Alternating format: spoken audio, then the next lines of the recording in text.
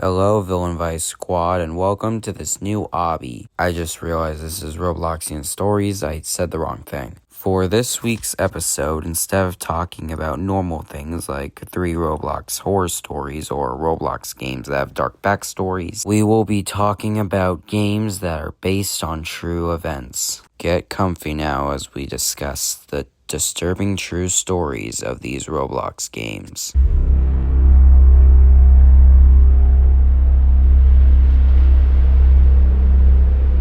Okay, really fast, before we start, let's establish some rules. So firstly, this game was going to be resolving games that are based on true events only. No games that are based on fictional events. So if you wanted to watch a video about sentencing all of Stephen King's villains, well, sorry, but you're coming to the wrong place, my friend. Let's get on with these true stories. I will be saving the best and most disturbing one for last. Story 1.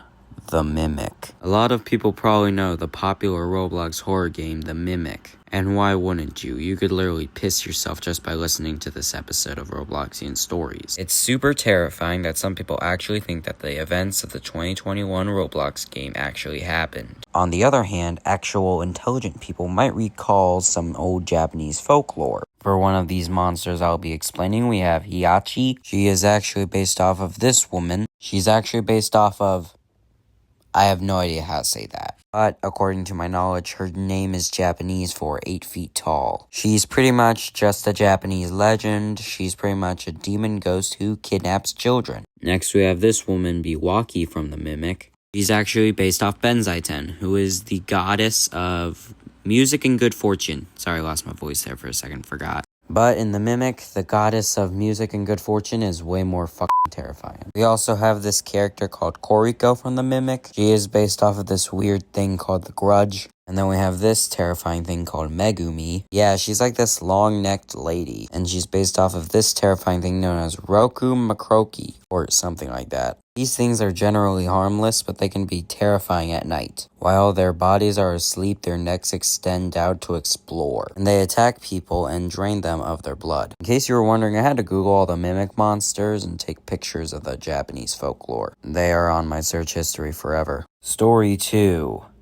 Piggy. Not many people knew this, but the Roblox game Piggy was actually based on a true murder case. And I'm not just talking about the obvious thing, how every character in Piggy is based off of real Peppa Pig characters. The game is loosely based off of Tamara Sampson, also known as the Granny Ripper. But also, the game Granny is also loosely based off of her. Now, I'm not sure if the creator Minitoon meant to base this game off the Granny Ripper, but we're gonna have to wait to get more information. But also, I think that the chapter 4 of Piggy, called Forest, is actually a reference to 99 Nights in the Forest. That's where we're heading now. Story 3. 99 Nights in the Forest. 99 Nights in the Forest is a game where you stay in a forest for 99 nights while also trying to find 4 kids that went missing. During daytime, you can collect wood for your campfire as well as get some meat from some animals. But beware, as at night will stalk a creepy deer creature. It is afraid of the campfire and any kind of light in general, so just stay by the campfire and you're good. This game is loosely inspired by the Hindenburg disaster. No, wait a minute. It's not based on any disasters. I mean, the deer creature, which is the main antagonist of the game, is actually based on a real thing. I say thing because it's only an urban legend. So yeah, this thing is actually based off of a Wendigo. But also, the 4 kids you're supposed to look for in the game are actually based on real people. But we can get to that later. Let's keep explaining what a Wendigo is to you all who've never heard of this thing. So, a Wendigo is pretty much a half deer, half humanoid creature or something like that. And also, I think people were saying that it can possess humans, and I think it also said it can mimic other humans' voices too. I think I'm thinking of the wrong type of creature here. And people say to have seen this creature. People who say they have seen this creature usually experience seeing a deer/human creature on its hind legs, which is very creepy. A lot of people still apparently think that the Wendigo exists, but I don't, so whatever. Other than the sussy deer creature, there are also other villains in this game. The cultists. These things worship the Wendigo like it's their god.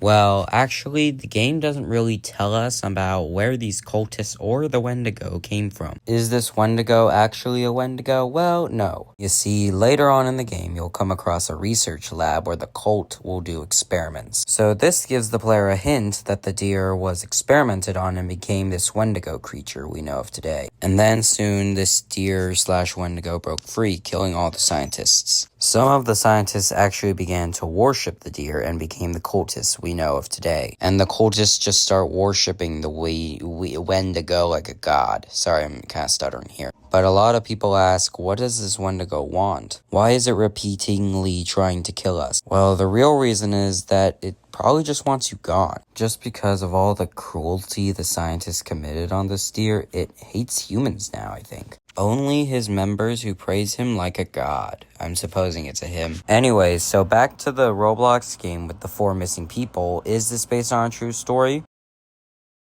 Well, yes. So this story takes place on June 9th, 2023. There was a plane carrying people, especially a woman and her 4 children. And all the ages of the 4 children were 13, 9, 4, and an 11-month-old toddler. Soon, the plane would crash, leaving the kids alone in the Amazon rainforest. They were left in the jungle for nearly 40 days. Yet, it says here in the article that the children switched locations every so often and were hiding in tree trunks to get rid of the rain. Once there was even a poisonous snake that the children had to fight off. I bet the kids challenged the snake to a boxing match. Meanwhile, shortly after the plane crash was discovered, the military had started Operation Hope in order to find all 4 children alive. And they actually did. Yeah, and one thing I found quite interesting when I read this story is that one of the kids who was in the hospital drew a picture of a dog sitting under a tree. And this was based on a real-life dog the children found in the jungle before it ran off into the jungle again. The deep jungle. Deep, deep, deep. The article states that the children felt like the dog was protecting them from the dangers of the Amazon rainforest, which is actually kind of accurate to 99 Nights in the Forest. When the military saw this picture, they thought it looked like Wilson, a missing search and rescue dog, which is kind of ironic since he's a search and rescue dog who went missing. And now he'll need a search and rescue dog to find him. So for this whole day, Wilson/unknown dog was actually protecting them. But there are some theories that the children could have imagined the damn dog. I mean, simple, true. But I'd like to believe that the dog was real. But the plot of real life is actually similar to the plot of 99 Nights in the Forest. There are 4 missing people in the forest. You're trying to rescue them, but there's some bloodthirsty creature out there. And of course, all the cultists were obstacles too, but they didn't actually exist in the original story. There's another story. That's where we're heading now. So, the first detail you can probably find is that all the cultists are wearing deer antlers, which obviously means they're worshipping the Wicker Devil. I meant Wendigo. That wasn't on purpose. I didn't mean to call it the Wicker Devil. They are not only just worshipping the Wendigo in this game, they're also going through a phase known as Wendigo psychosis. I had to Google that. That's on my search history forever. Anyway, Wendigo psychosis is when a person starts to crave human flesh. But it's also known as cannibalism. Yeah, this is actually a real-life disorder, you guys. I'm not making this shit up.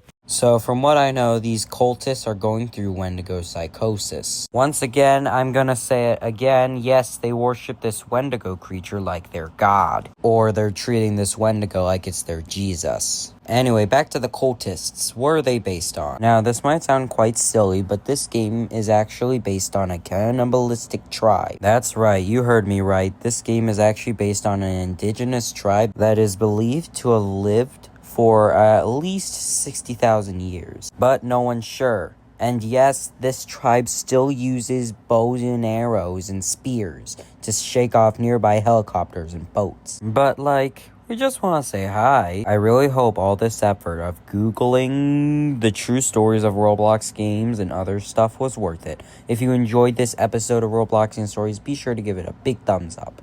And make sure to hit subscribe if you're at it, because I swear you are going to love my channel. I have so many other Roblox gameplays and other stuff. Plus, I might even think about playing 99 Nights in the Forest for myself. That's like a tongue twister. 99 Nights in the Forest. 99 Nights of... Yeah. Anyway, see you later, guys. Have a good day.